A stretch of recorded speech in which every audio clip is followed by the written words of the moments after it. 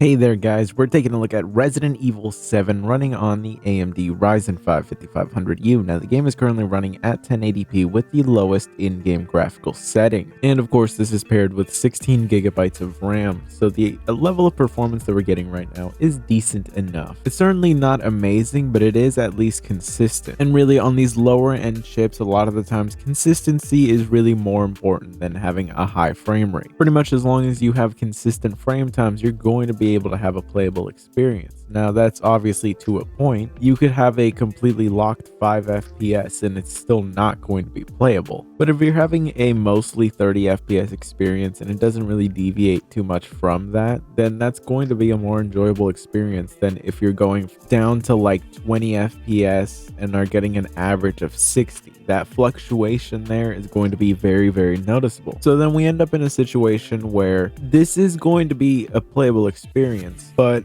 we might want to adjust a few things to try to get a bit better performance than this. And realistically speaking, the best thing to do would be to just drop the resolution down to 900p. It's the best balance because I tried it with 720p and honestly the jump that it gave in performance was pretty huge. As you can see here, the performance jump is pretty substantial, to the point where if we had a high refresh rate monitor, we'd actually be able to take advantage of that higher FPS. Like, you really don't need this on the system. You could just drop it down to 900p and still get a high FPS and get a little bit better of a visual image than this. But I was just blown away by how well this performed at 720p, and I'm very curious to see how this game runs on the Steam Deck now, because if it's doing this well on the Vega graphics, I'm very curious to see what the Radeon A2 graphics in the Steam Deck could do. I mean, this is some pretty awesome levels of performance at 720p, where if you wanted to keep it at 720p, you could always just turn up the graphics setting. But either way, it's going to be a fantastic gaming experience. And really, you have the headroom here to be able to just adjust the graphics settings to your liking without really sacrificing too much. Overall, the 5500U just continues to really impress me with how well it can perform for just how little these systems cost. The 5500U is really just shaping up to be the best possible purchase you can make in 2022, just in terms of your performance per dollar. And especially because you don't have to sacrifice a lot. Like with a gaming laptop, you pretty much have to sacrifice a lot of portability and a lot of the fact that you're just gonna have a machine that has a not great battery life. And with this, you pretty much get a pretty capable system that is very power efficient and has a pretty good battery life, especially considering how cheap of a system it is. Overall, I'm very happy to see how this game runs on this chip, but I appreciate you watching. I will see you next time.